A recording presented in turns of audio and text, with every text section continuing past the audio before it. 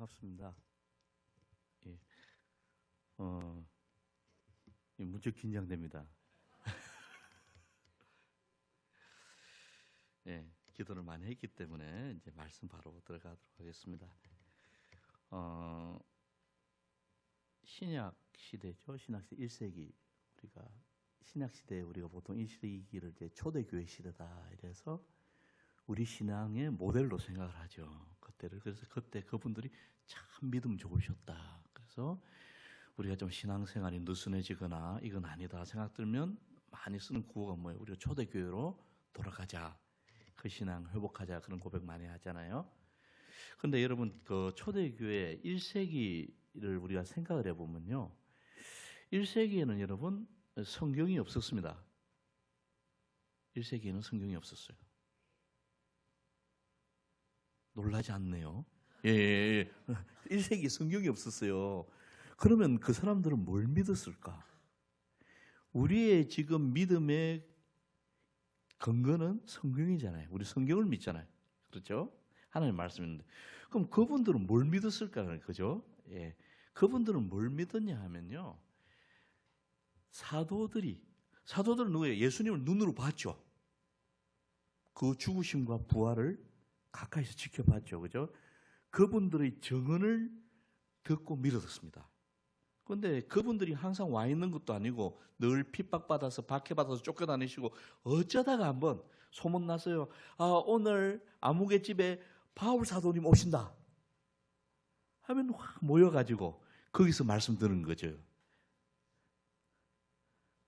다음 주에 오신다는 보장 없고 한 달 뒤에 오신다는 보장 없고 10년, 20년 후에 오신다는 보장 없는 그 한 번 들은 말씀 가운데 이들의 신앙이 세워지는 겁니다.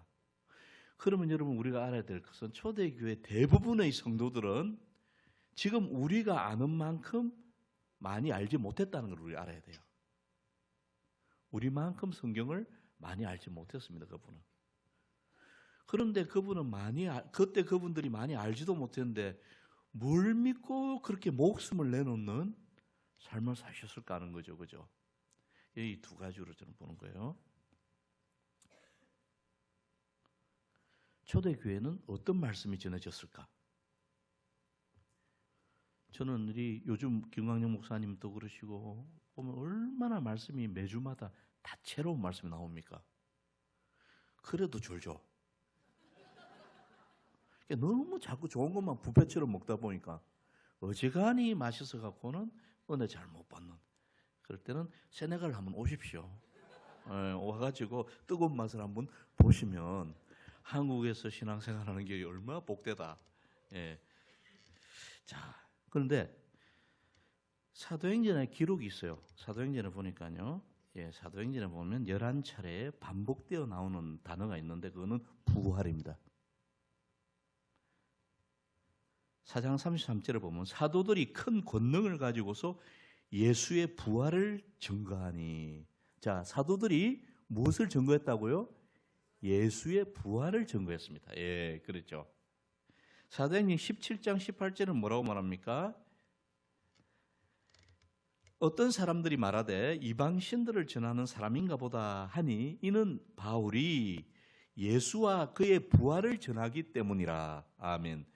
자, 바울이 뭘 전했다고요? 예수와 그의 부활을 전했기 때문입니다. 예.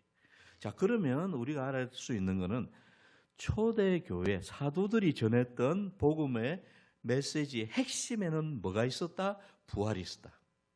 부활 사건이 있었다. 왜 그랬을까? 왜 그러냐면 사도들은 예수님을 쫓아다니면서 많은 기적을 체험하고 말씀을 듣고 교훈을 받고 했지만 그들의 인생에서 가장 충격적으로 그들의 심장에 새겨진 사건이 뭐냐?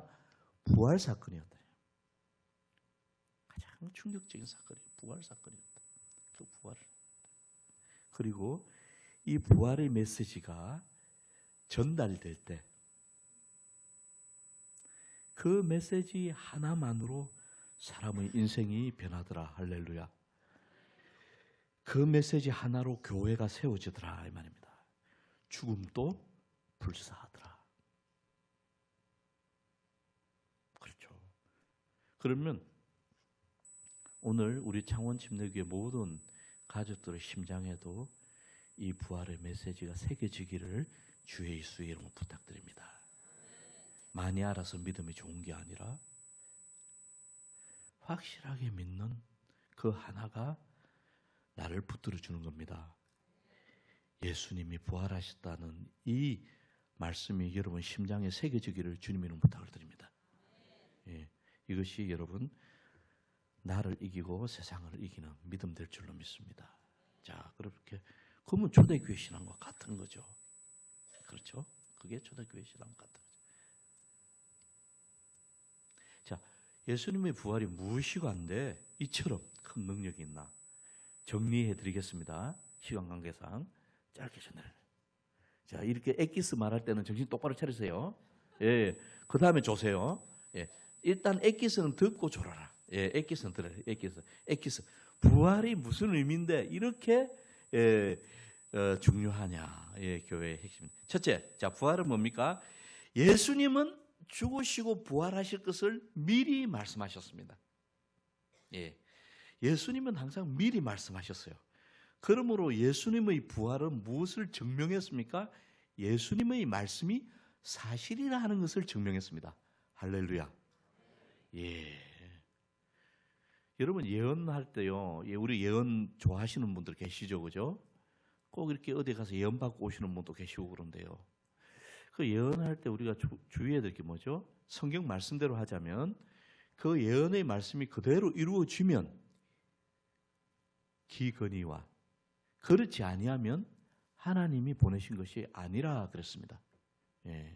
그래서 하나님의 말씀은 확률적인 진리가 아니라 반드시 그렇다, 반드시 이루어지는 진리인 줄로 여러분 믿으시기 바랍니다.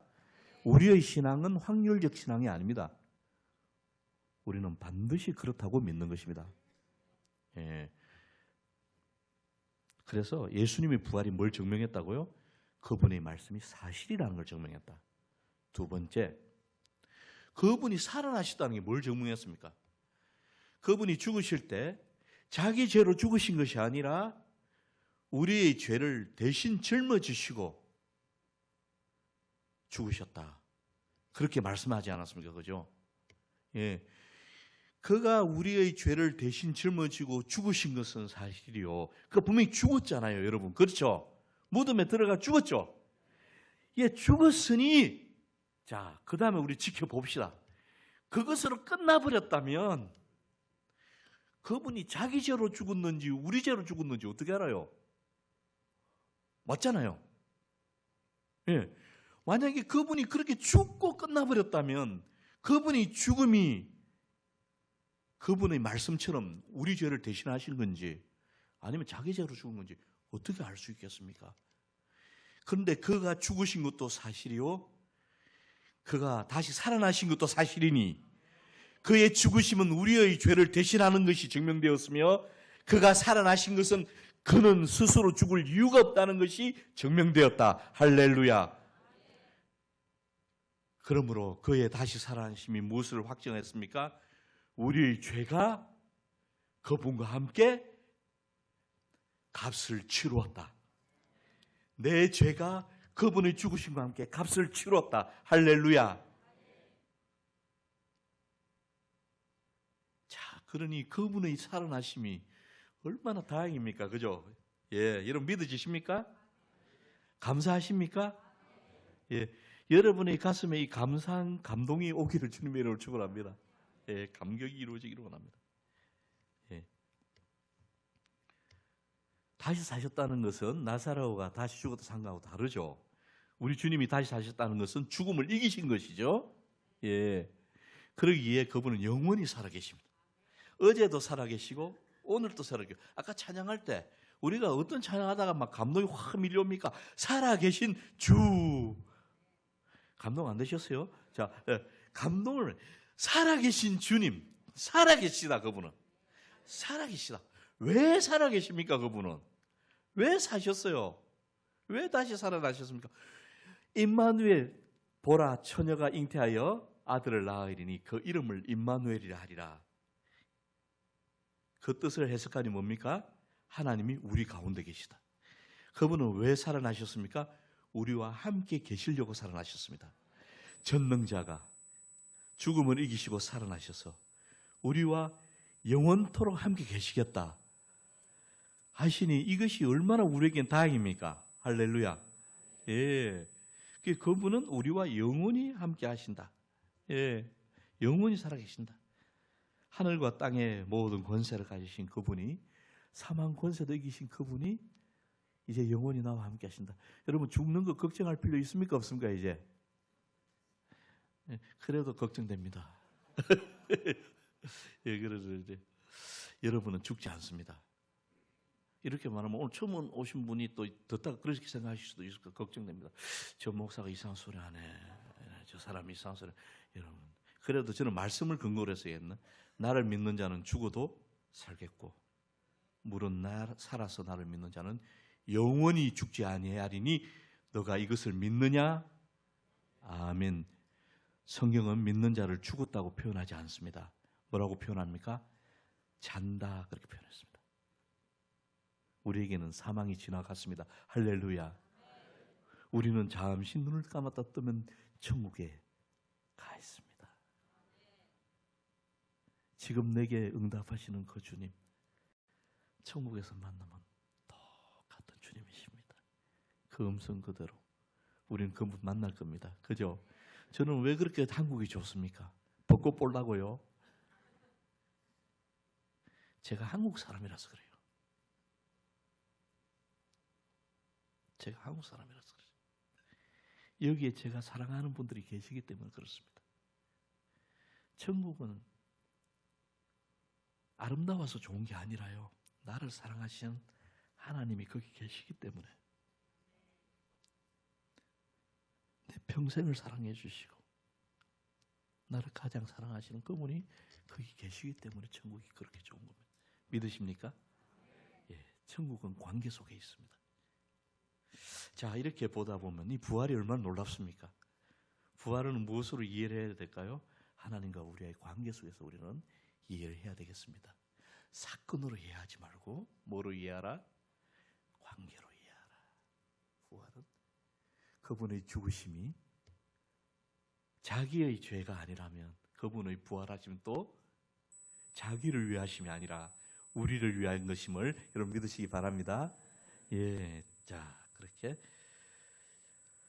그런데 이 부활의 사건, 이 부활의 메시지가 초대교회에게는 그렇게 큰 메시지였는데 왜 요즘 이 시대는 그만한 생동감을 잃어버렸을까? 예, 그만한 생동감을 잃어버렸을까? 같은 믿음을 가진 우리는 왜 죽음을 불사하는 이와 같은 초대교회 신앙과 다른 것 같나 할 때 저는 이렇게 봅니다. 이 부활이 초대교회 교인들은, 초대교회 사도들은요, 부활의 현장에 있었잖아요. 제 질문이 엉뚱하지 않습니까? 당연한 거 아닙니까? 그때 그 현장에 있었던 사람은 얼마나 그게 충격적이었겠어요. 그죠? 저희 이 기도 많이 했어요. 제가 믿음이 약해질 때마다, 마음이 자꾸 그 매너리즘에 빠질 때마다, 주님, 저 천국 지옥 좀 보여주세요. 저 기도 잠깐만, 천국 지옥.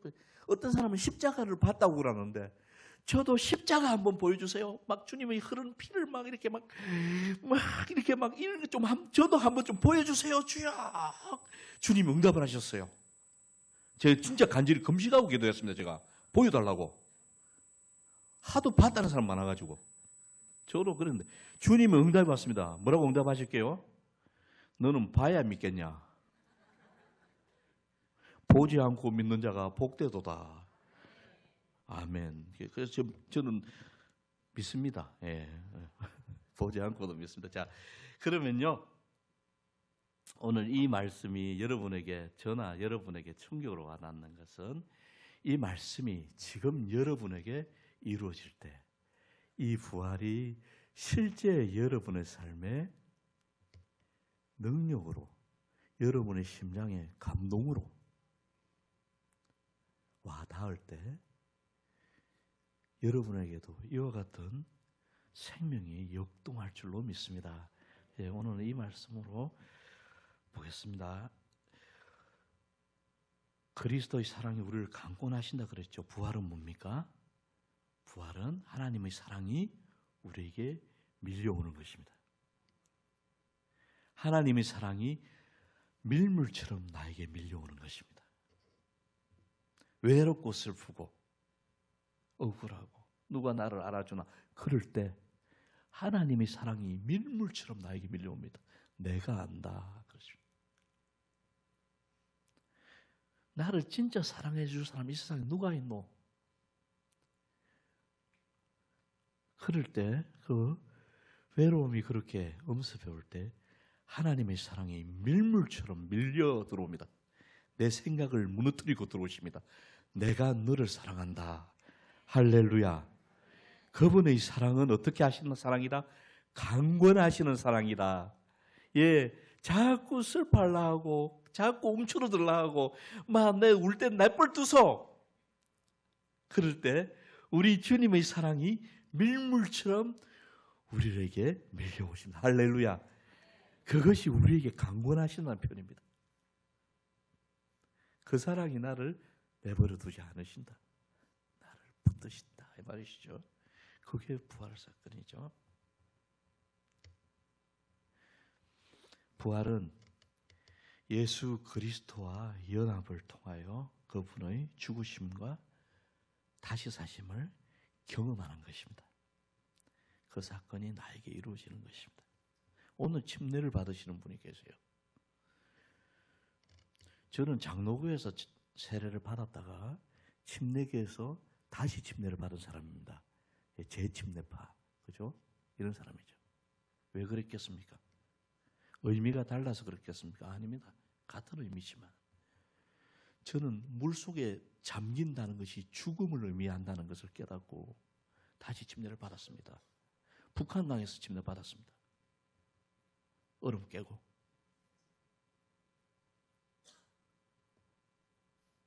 세네갈에서는요, 사람들이 돌 던질까 봐 바다에서 침례 줬습니다. 물이 있어서 집어넣었는데 파도가 싹 나가보니까 물이 없어져 버렸어. 그래갖고 다시 그리고 다시 좀 더 깊은 데로 데리고 들어가가지고 집어넣는데 또 물이 빠졌어. 또 그런 일이 있었어요. 세네갈에서 첫 번째 사람 침례 줄 때 죽음을 경험하는 것이. 우리 신앙은 뭐를 말하고 있습니까? 우리 신앙은 우리 이렇게 고백하고 있습니다. 나아지려고 착해지려고 애쓰지 마라. 애쓰고 용쓴다고 내가 나아지지 않고 착해지지 않고 내가 달라지지 않더라. 그래서 성경은 뭐라고 말합니까? 죽어라 그렇게 말합니다. 할렐루야. 자, 우리가 언제 변합니까? 죽으면 돼요. 예, 왜 제가 제 자신을 못 이기고 내가 이래 속이 상한데도 용서가 안 될까? 못 죽어서 그래요. 자, 같이 한번 손으로 가슴을 때리면서 합시다. 자, 죽어라. 시작. 죽어라. 죽어라. 자, 빨리 죽어라. 네.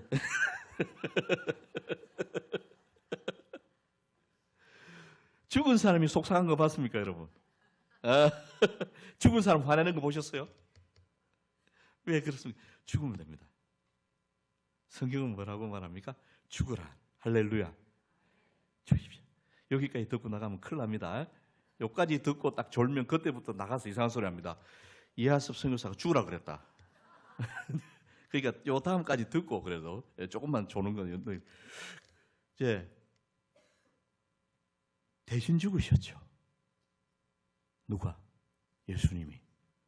우리 대신 죽으셨습니다. 그분이 나의 죽음을 짊어지시고 죽으셨죠. 그분이 나의 연약함, 나의 못됨, 나의 덜됨, 나의 부끄러움, 나의 아픔, 억울함 다 짊어지시고 그분이 내 대신 죽으셨습니다. 저는 예수님의 그 죽음의 과정을 곰곰이 묵상했어요. 왜 그렇게 뺨을 맞아야 했을까? 왜 그렇게 침뱉음을 당해야 했을까? 왜 그렇게 뻘거벗었어야 했을까? 그랬더니 보니까요, 우리 가운데 그렇게 억울한 사람이 많아. 우리 주님은 우리의 억울함을 뒤집어 쓰고 가셨습니다. 믿으십니까? 아멘.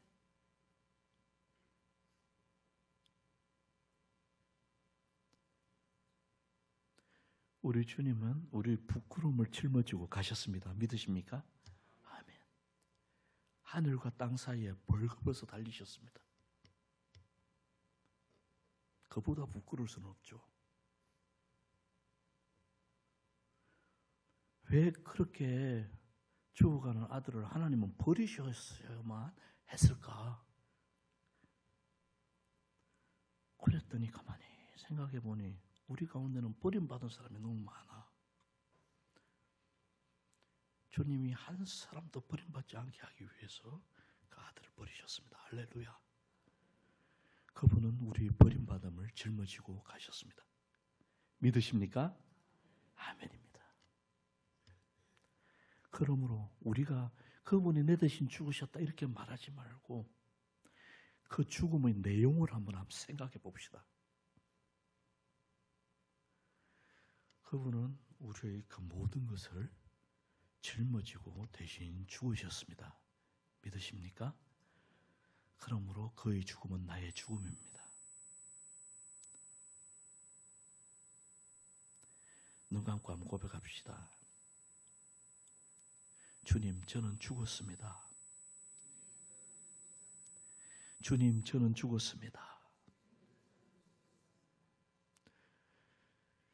주님, 저의 부끄러움은 죽었습니다.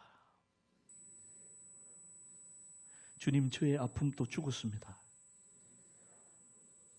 주님, 저의 억울함도 죽었습니다.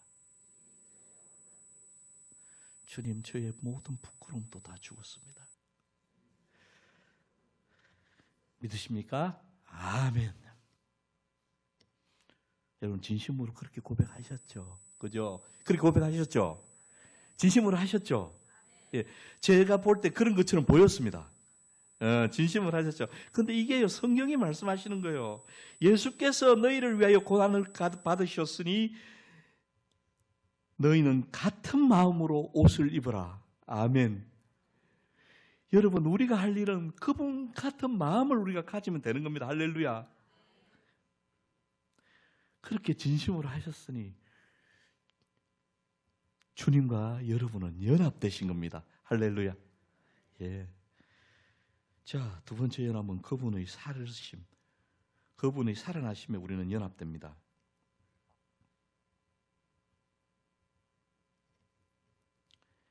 그분은 우리의 이전의 삶을 연장시켜 주시거나 우리의 이전의 삶을 더 잘 되도록 도우시는 하나님이 아니십니다.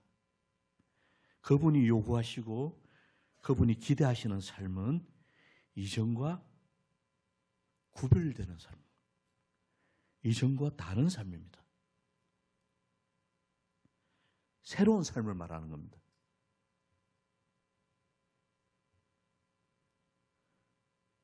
죽은 자에게는 하나님이 새로운 생명을 주십니다. 그래서 오늘 말씀이 뭐였죠? 누구든지 그리스도 예수 안에 있으면 새로운 피조물이라. 보라, 새 것이 되었도다. 예. 새 것이네. 생명, 새 것입니다. 이전 것은 무엇입니까? 슬픔 많고, 죄 많고, 아픔 많고, 겉으로 판단하고, 겉으로 판단 많으면서 살고, 사랑에 목마르고, 결국 외롭고 슬프고 무기력한 것이 이전에 우리 아닙니까? 그렇죠? 그런데 그것을 대신 짊어지시고, 우리 주님께서 영원히 우리를 사랑하시는 자로 우리에게 새 생명을 주셨습니다. 할렐루야. 새 생명은 뭡니까? 영원히 하나님의 사랑받는 자가 아닙니까? 영원히 하나님이 함께 계시는 자가 아닙니까? 죽음을 이긴 자가 아닙니까? 새 생명입니다. 이것을 주님은 우리에게 주십니다. 죄 많은 우리를 찾아오신 하나님의 아들이 우리 죄와 우리 슬픔과 우리의 연약함과 우리 부끄러움을 온몸으로 짊어지고 가셨고,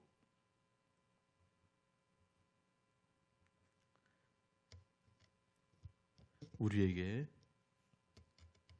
죽음을 이긴 생명으로 오십니다. 그러므로 부활은 전적인 하나님의 사랑과 능력을 전적인 수동형으로 받아들이는 것입니다. 부활은 받아들이십니다. 마치 침례를 받을 때 주례자의 손에 내 몸을 맡겨서 침례 받으시는 분은 이미 교육 받았겠지만 저는 북한강에 제가 이렇게 들어갈 때 죽었다. 그리고 저를 다시 물 위로 올리신 분은 제가 아니라 우리 주님께서 저를 집도하신 목사님께서 건져 오셨죠. 그러면 부활은 뭡니까? 수동태입니다. 부활은 수동태다.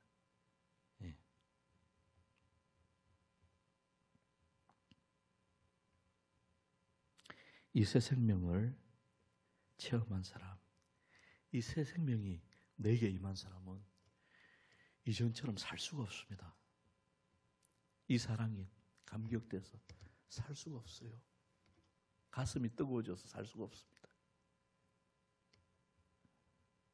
저는 우리 창원 침례교회 모든 가족들이 이렇게 되기를 주님으로 축원합니다. 신앙은 뭡니까? 감동입니다. 감동. 신앙은 감동입니다. 그분의 감동. 주님을 믿고 주님의 그 사랑이 감동돼서 저는 신학을 한 사람이 아니라 원래 경영학 전공한 사람입니다.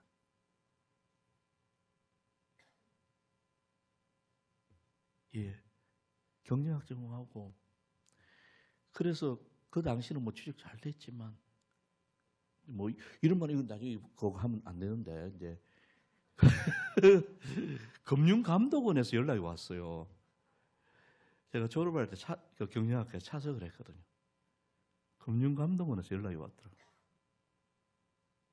현대자동차에서도 연락 왔습니다. 그런데 가지를 못하겠어요. 왜 못 가다 했냐니까 제 가슴이 뜨거워서 그렇게 못 살겠어.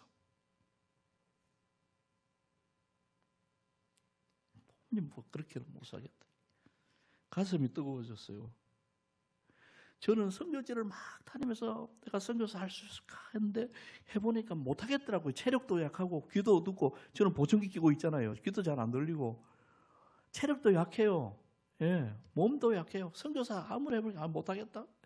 그런데 제 가슴이 뜨거워서 주님 저는 막 평생 선교제 가고 선교사님 돕는 일이라도 하겠습니다. 그냥은 못 살겠습니다. 저는 내성적인 사람이에요.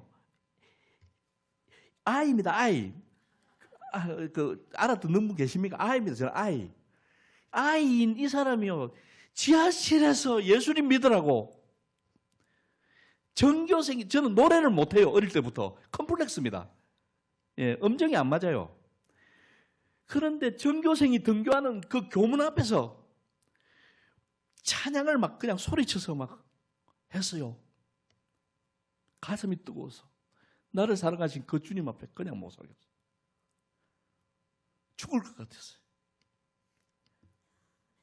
저는 이렇게 사랑하시는 분을 만난 적이 없어요. 저는 여러분들이 이 사랑에 사로잡히시기를 주 예수의 이름으로 축원합니다. 예수 믿는 사람은 정상이 아닙니다. 미쳤어요. 하나님의 사랑에. 이 믿음, 이 부활은 우리를 향한 하나님의 사랑이 폭발한 것이고 우리를 사랑하고 우리와 연합되기 위하여 자기 몸을 터뜨리신 분 사랑이시오. 그 사랑은 우리를 완전한 생명으로 이끄십니다. 예수와 연합된 자여, 예수 안에 있는 자여,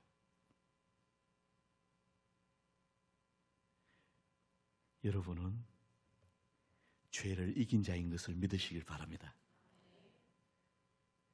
여러분은 사망 권세 잡은 마귀를 몰아낼 능력 있는 자인 것을 믿으시길 바랍니다. 전능자의 이름이 여러분에게 있음을 믿으시길 바랍니다. 여러분은 모든 선한 일을 위하여 준비된 자인 것을 믿으시길 바랍니다. 여러분 하나님의 뜻을 쫓아서 영생의 열매를 맺을 자인 것을 믿으시길 바랍니다. 여러분은 세상이 감당할 수 없는 자인 것을 믿으시길 바랍니다. 기도합시다.